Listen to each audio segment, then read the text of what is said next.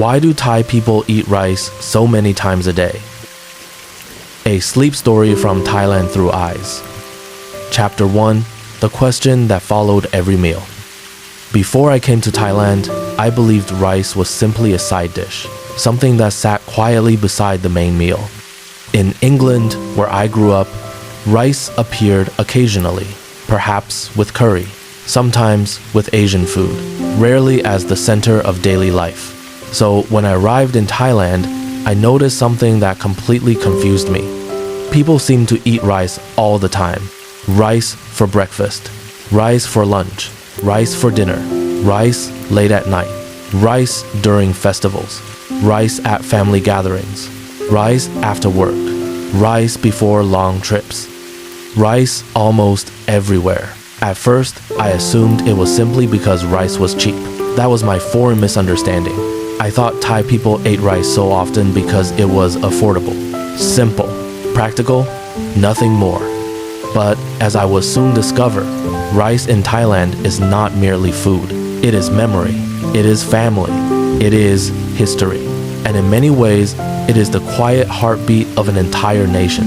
The realization began on a warm evening in northern Thailand. The rainy season had recently arrived. Clouds drifted slowly across the mountains. The air smelled of wet soil and growing plants. I had spent several days exploring a small town outside Chiang Mai. Life moved slowly there. No one seemed to rush. Motorcycles hummed gently along narrow roads. Dogs slept beneath wooden houses. Temple bells occasionally echoed through the distance. Everything felt peaceful. One evening, I found myself sitting at a small family-owned restaurant. The place had only 6 tables, plastic chairs, a faded menu, a large rice cooker, quietly steaming near the entrance.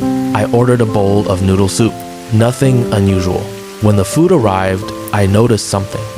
The woman sitting beside me had ordered noodle soup too, yet she also had a plate of rice. Another man nearby was eating curry. With rice, a group of students shared grilled chicken. With rice, even a young boy eating fried eggs had rice beside him. It seemed impossible to escape. Rice was everywhere. Curious, I finally asked the restaurant owner. She laughed softly. Not because the question was strange, but because she had heard it many times from visitors. You noticed the rice. I do, I admitted. She nodded. Foreigners always notice. The restaurant smelled of garlic and herbs. Rain tapped gently against the roof. The rice cooker released another puff of steam. Then she asked me something unexpected. When you hear someone ask in English, "Have you eaten yet?" what do they mean? I thought for a moment, it means they care about you. She smiled. In Thai, we often ask something similar. I nodded. She continued. But many years ago, the question was more specific. I waited. She leaned slightly closer. People asked if you had eaten rice. Not food, not dinner, not lunch. Rice. I blinked. Rice? She nodded. Rice meant the meal. Outside, rain continued falling. Inside, I suddenly felt the first crack in my old assumption. Perhaps rice was much more important than I realized. That night, as I walked back toward my guest house, the streets glistened beneath yellow lamp. Rainwater reflected small pools of light. The scent of jasmine drifted through the air, and I found myself thinking about something remarkably simple. What if rice wasn't merely what people ate? What if rice was how people understood life itself? The next morning, I decided to find out. The answer would take me far beyond restaurants, far beyond cities, far beyond food. It would lead me into rice fields, stretching toward the horizon, into conversations with farmers, into stories passed down through generations. And slowly, one bowl at a time, I would begin understanding why Thailand and rice have been connected for centuries. As the sun rose over the quiet town, I packed my notebook. A journey had begun. Not a journey about food, but a journey about the people behind it. And somewhere beyond the green mountains, the story was waiting. Chapter 2. The Green Ocean Beneath the Sky. The next morning began with mist. Soft white mist drifted over the countryside like a blanket slowly waking from sleep. I left the town shortly after sunrise. The roads were quiet. Only a few motorcycles moved through the early morning air. Some carried baskets of vegetables. Others carried workers heading toward farms. The farther I traveled from the town center, the greener everything became. Soon, buildings became less frequent. Concrete gave way to bamboo.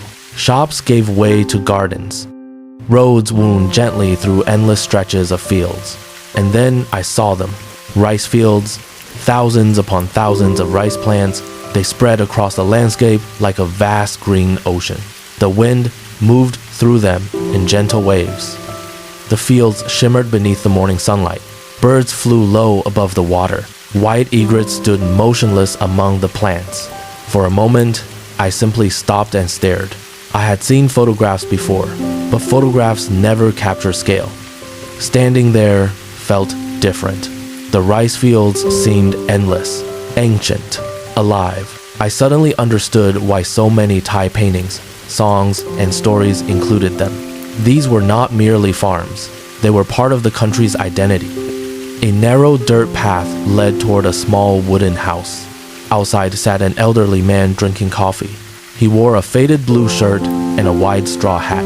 His face carried the calm expression I had begun noticing throughout rural Thailand. Not hurried, not distracted, simply present. When I greeted him, he smiled warmly and invited me to sit. His name was Somchai. He had spent nearly 70 years living beside these fields. As we talked, the morning slowly brightened.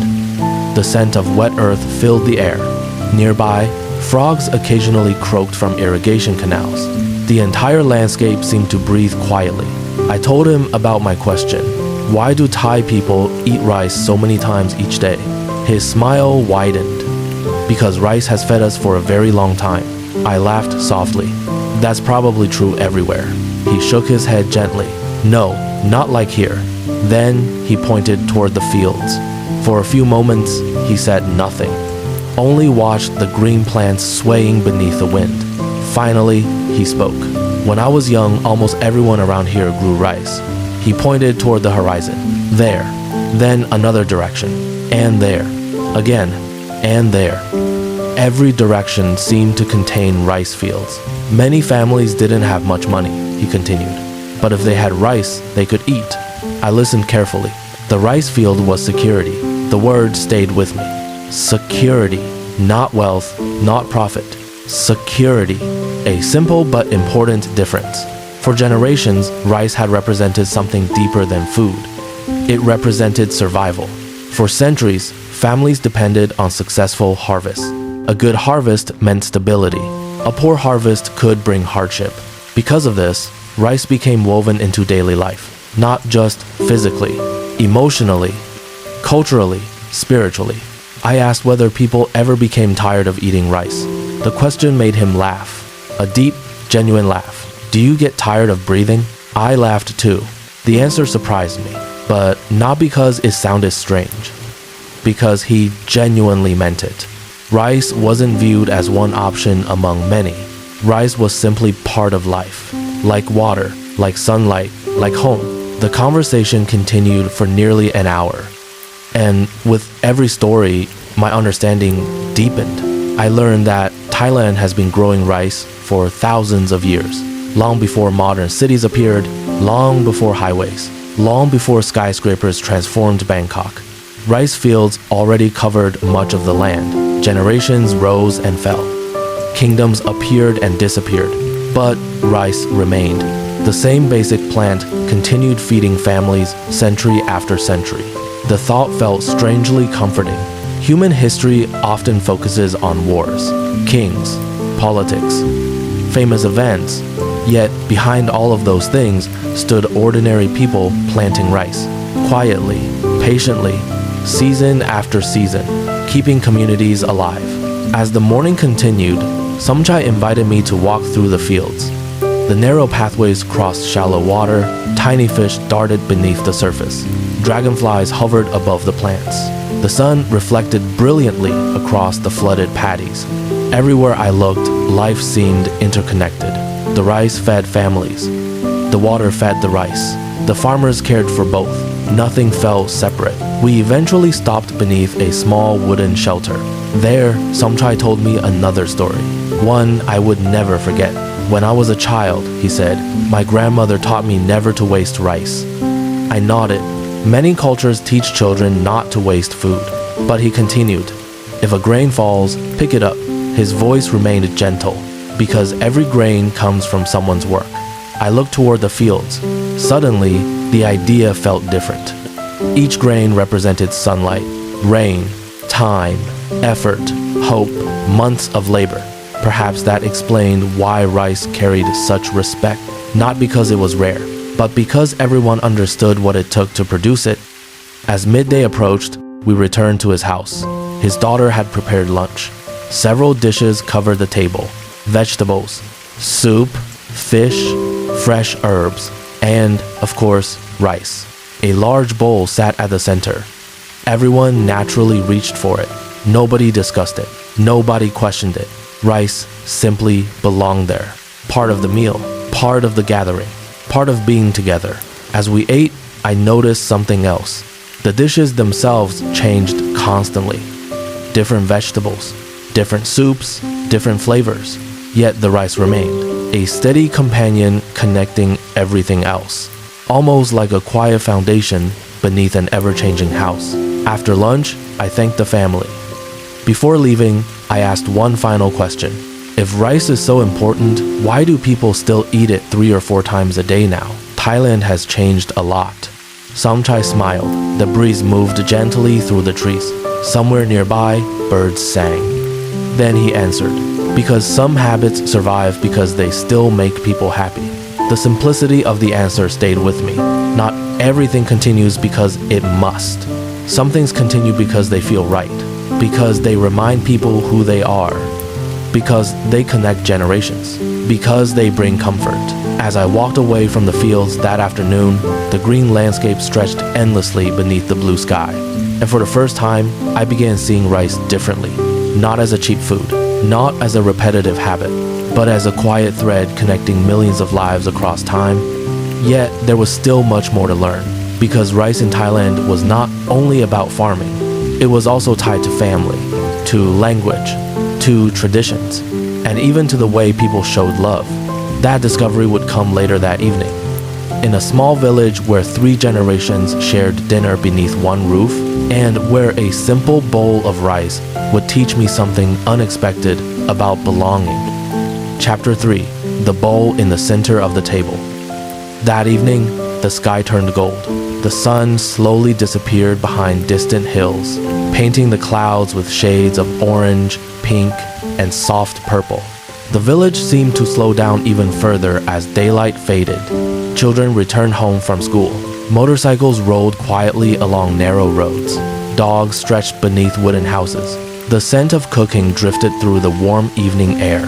Garlic, lemongrass, chili, fresh herbs, and somewhere nearby, rice steaming inside a cooker. I had been invited to dinner by Somchai's family. His daughter insisted, "You should eat with us tonight." I gladly accepted. As darkness settled over the village, lights began appearing inside homes. Not bright city lights, just warm yellow bulbs glowing gently behind windows. Everything felt calm, comfortable, the kind of place where time seemed to move more slowly. When I arrived, 3 generations were already gathering around the table. Grandparents, parents, children, an aunt, a cousin visiting from Chiang Mai. Everyone seemed connected in some way. There was laughter, stories, small conversations. No one appeared rushed. No one stared at a phone. The evening felt wonderfully simple. The table quickly filled with food: grilled fish, vegetable stir-fry, a spicy soup, fresh cucumbers, omelets, several small dishes whose names I couldn't remember, and then, placed carefully in the center, came the rice. A large bowl, white steam rising gently upward.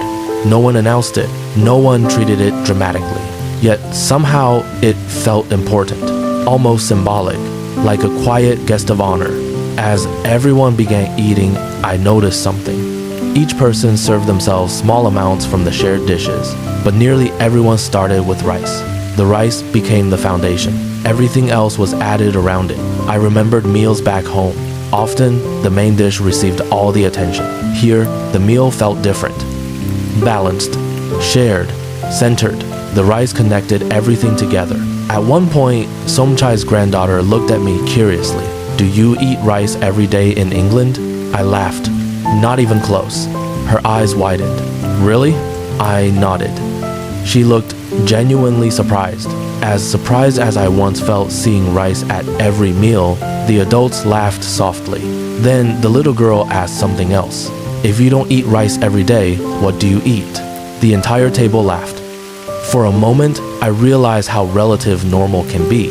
To me, eating rice several times a day seemed unusual. To her, not eating rice seemed equally strange. Neither of us was wrong. We simply grew up in different worlds. As dinner continued, the conversation moved naturally between family stories and daily life. Nobody seemed concerned about impressing anyone. The atmosphere felt relaxed, warm, authentic, the kind of evening travelers rarely experience unless invited into someone's home. Then Somchai's wife, whom everyone called Grandma Molly, told me something fascinating.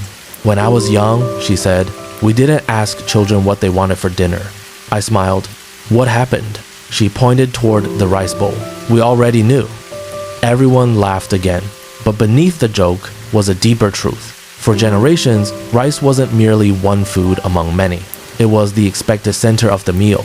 The question wasn't whether rice would be served. The question was what would accompany it. That distinction seemed small, yet it revealed something important. Rice was not considered optional. It was assumed part of everyday life, part of family life, part of the rhythm of the day. After dinner, we moved outside. The air had cooled slightly. Crickets sang from nearby fields. The moon hung above the trees. Children chased one another across the yard. Adults sat together talking quietly. Someone brought fresh fruit, mango, pineapple, watermelon. The evening unfolded slowly. And somewhere during those peaceful conversations, I learned something else. Something hidden inside the Thai language itself. One of the younger family members explained it. In Thai, rice is part of many expressions. I asked for examples. He smiled. Then he taught me a phrase. Kin khao, literally, eat rice. But in everyday conversation, it often simply means eat, not specifically rice, just eat. The distinction fascinated me. The language itself reflected rice's importance.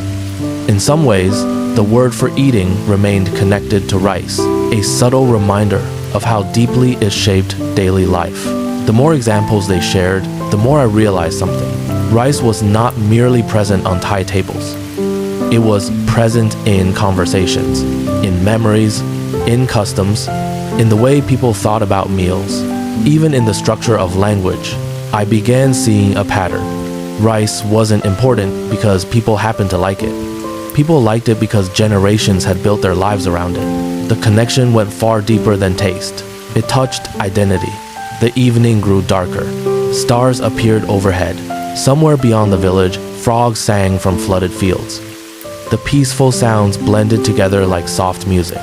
Then, Grandma Molly shared a story from her childhood, a story that revealed another reason rice remained central to Thai life. When there wasn't much money, she said, neighbors still shared food. She paused, but there was always rice. Rice allowed meals to stretch further. Rice allowed families to feed visitors. Rice allowed communities to support one another. A bowl of rice could transform a small amount of food into a meal for many people. The idea felt beautiful. Rice wasn't only practical. It encouraged generosity, hospitality, togetherness. As she spoke, I thought back to countless moments during my travels. People offering food, inviting strangers to join meals, sharing what they had. Perhaps rice quietly supported those traditions too, not by itself, but by making sharing easier, by creating abundance, by bringing people together around a common center. Later that night, as everyone prepared for sleep, I thanked the family for their kindness. The village had become almost silent. Only insects remained awake. The stars seemed brighter away from the city. And as I walked toward my guest house, I carried a new understanding. Rice was more than agriculture.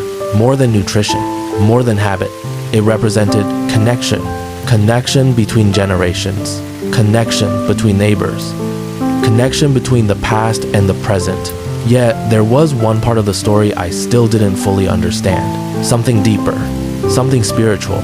Earlier, I had noticed small offerings near houses and temples. Some contained flowers, some contained incense, and occasionally I noticed rice. Why? The answer would arrive the following day, a day that would reveal how rice became connected not only to daily life, but also to gratitude, respect, and ancient traditions that still quietly survive in modern Thailand. Chapter 4. The Spirit of Rice. I woke before sunrise. The village was still asleep. A thin layer of mist rested gently above the rice fields. The world felt quiet, almost suspended between night and day. Somewhere in the distance, a rooster crowed. A dog barked once and then settled back into silence. The air carried the cool freshness that exists only in the earliest hours of morning. I stepped outside with a cup of coffee and watched the sky slowly brighten. The eastern horizon glowed pale gold. Rice fields stretched endlessly beneath the growing light. For several minutes, nothing happened, and yet it felt as though everything was happening. The earth waking, the birds preparing to sing, the village preparing for another day. It was peaceful in a way that cities rarely are. As I stood there, I noticed an elderly woman walking slowly along the road. She carried a small basket. Inside were flowers, a candle, a few sticks of incense, and a small portion of rice. Curious, I followed at a respectful distance. She stopped near a spirit house, standing beside a large tree. The tiny structure was beautifully decorated. Fresh flowers rested at its base. The woman placed the rice carefully before it. Then she bowed her head for a moment. No drama, no ceremony for an audience, just a quiet act of respect. When she finished, she smiled politely and continued on her way. The entire moment lasted less than a minute, yet it stayed with me. Later that morning, I asked Somchai about it. We sat beneath the shade of a mango tree. The breeze moved gently through the leaves. Nearby, children rode bicycles along the village road. The day was beginning. When I mentioned the offering, he nodded. Rice appears in many traditions. I asked why. He took a moment before answering, because rice gives life. The simplicity of his words felt powerful. Rice gives life, not metaphorically, literally. For centuries, entire communities survived because rice grew successfully. Generations depended on it. Because of that, gratitude naturally developed around it. The more I listened, the more I realized something important. Thailand's relationship with rice was never purely economic. It was emotional and often spiritual. Throughout history, many farming communities viewed rice with deep respect, not because rice was magical, but because people understood their dependence upon it. Rain mattered, soil mattered, seasons mattered, harvests mattered. Life itself depended upon forces beyond human control. When people live close to nature, gratitude often becomes part of daily life. Rice became one expression of that gratitude. As the morning continued, Somchai shared stories he had heard from his grandparents. Stories passed from generation to generation. Stories about May Phosop, the rice goddess, a traditional figure known throughout many parts of Thailand. Different regions told different versions of the story, but the central idea remained similar. Rice was not merely a crop. It deserved respect. It deserved care. It deserved gratitude. I found the concept fascinating. Modern life often encourages efficiency, productivity, consumption. We buy food from supermarkets. We rarely think about where it comes from. Yet these older traditions reminded people to pause, to remember, to appreciate, not necessarily through grand ceremonies, but through small daily acts, respecting food, avoiding waste, being grateful for abundance. These values felt surprisingly universal. At lunch, another example appeared. A young boy accidentally dropped several grains of rice onto the table. Immediately, his grandmother encouraged him to pick them up, not harshly, not angrily, simply as a habit, a lesson, a reminder. Every grain mattered. Watching this, I remembered what Somchai had told me the previous day. Every grain represented work, rain, sunlight, time, human effort, months of care. Suddenly, the lesson made perfect sense. Respect for rice was really respect for the people and natural forces that made food possible. The afternoon passed slowly. The village settled into its familiar rhythm. Farmers worked in nearby fields. Children returned from school. Women prepared evening meals. Birds crossed the sky above the paddies. The ordinary beauty of village life continued uninterrupted. And throughout it all, rice remained present, always quietly present, not demanding attention, not standing at the center of every conversation, yet somehow always there. By now, my original assumption seemed almost amusing. I had arrived believing Thai people ate rice many times a day simply because it was inexpensive. The reality was infinitely richer. Rice represented history, family, language, community, gratitude, identity. The more I learned, the more I understood why the habit endured even as Thailand modernized. Bangkok now contained skyscrapers, modern trains, technology companies, international businesses, luxury shopping centers. Yet, despite all that change, rice remained part of everyday life. Not because people resisted modernity, but because rice still provided something valuable: comfort, continuity, connection, a link between generations. That evening, I joined the family one final time for dinner. The meal felt familiar now. Shared dishes, laughter, stories, and, of course, rice. The bowl sat once again in the center of the table. Simple, unremarkable, yet somehow meaningful. At one point, Somchai looked at me and smiled. So, he asked, "Do you understand now?" I looked toward the rice bowl, then toward the family gathered around it. The grandparents, the parents, the children, 3 generations sharing one meal, sharing one table, sharing one tradition. I smiled back, more than I did. Everyone laughed. But I wasn't entirely finished learning. There remained one final lesson. A lesson that would arrive on my last morning in the village. A lesson not about rice itself, but about what rice reveals regarding happiness, and why some of the simplest things in Thailand often carry the deepest meaning. Chapter 5: More Than Food. My final morning in the village arrived quietly. The sky was still dark when I woke. For a few moments, I lay in bed, listening. Crickets, a distant rooster, leaves moving gently in the breeze. The peaceful sounds felt familiar now. Only a few days earlier, everything had seemed new. Now the village felt strangely comforting, almost like a place I had known much longer. Outside, dawn slowly approached. The horizon brightened from black to deep blue, then to soft gold. Mist hovered above the rice fields once again. The landscape looked almost dreamlike, as if the earth itself had not fully awakened. I walked toward the fields one last time. The narrow paths were damp from the night air. Tiny droplets of water clung to rice leaves. Birds began their morning songs. The village stirred gently behind me. A new day was beginning, and with it came the final piece of the story. I found Somchai standing beside the fields. As usual, he seemed completely at ease, watching, listening, present. We greeted each other and stood quietly for a while. No conversation, just the sound of wind moving through thousands of rice plants. The fields swayed together like waves upon a green sea. Eventually, I asked him one final question. Thailand has changed so much, I said. There are cities now, technology, international food, modern lifestyles. He nodded. So why does rice remain so important? He smiled, not because the question was foolish, but because he had clearly spent many years thinking about the answer. For a long moment, he looked across the fields. Then he said something I have never forgotten. Because rice reminds people where they came from. The wind moved softly around us. The fields shimmered beneath the morning light. I waited.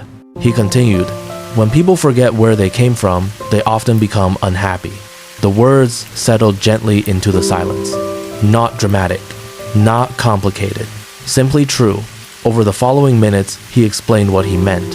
Rice connected people to parents. Parents connected people to grandparents. Grandparents connected people to earlier generations, generation after generation. The chain stretched backward through time. Rice was one of the few things that had remained constant throughout those changes. Empires changed, governments changed, cities expanded, technology transformed daily life. Yet families still gathered around bowls of rice. The continuity mattered, perhaps more than most people realized. As we talked, farmers began appearing in distant fields, small figures moving through the morning light, working much as their ancestors had done. The scene felt timeless and somehow comforting. I thought about my own life, how often I rushed from one task to another, how frequently modern life encouraged chasing the next thing, the next goal, the next purchase, the next achievement. Yet here was something remarkably different. A culture that had preserved a simple daily ritual for centuries, not because it was fashionable, not because it was profitable, but because it continued to bring meaning. The realization stayed with me. Sometimes progress means adopting new ideas. Sometimes wisdom means preserving old ones. The two are not enemies. Thailand seemed to understand that balance remarkably well. Later that morning, I prepared to leave. My backpack sat near the door. The village road waited beyond the trees. Soon I would return to buses, airports, cities, schedules, the faster rhythm of modern travel. Before departing, the family gathered to say goodbye.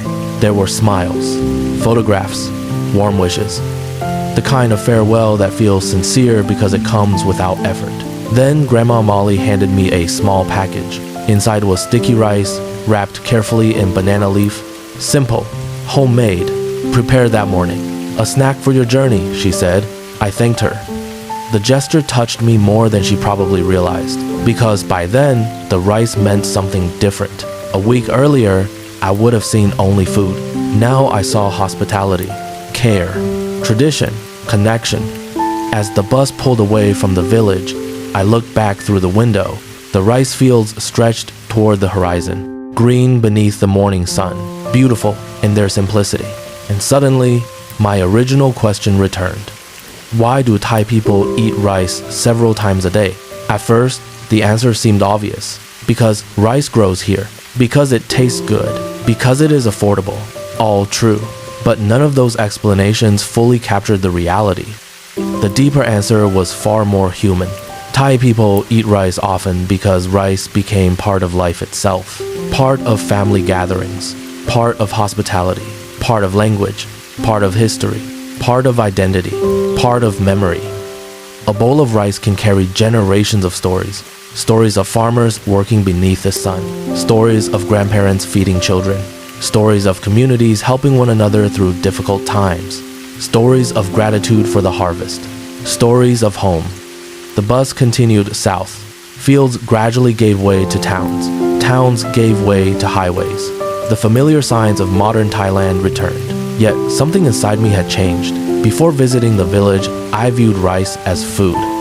Now I understood why millions of people viewed it as something more. Not sacred in a dramatic sense, not extraordinary in appearance, but meaningful, deeply meaningful. And perhaps that was the most important lesson of all. Many travelers search for extraordinary experiences, hidden temples, remote islands, famous landmarks, spectacular views. Yet some of the deepest truths about a country can be found in ordinary places, at an everyday dinner table, inside a simple family home, in a bowl of rice shared between generations. As the journey continued, I opened my notebook.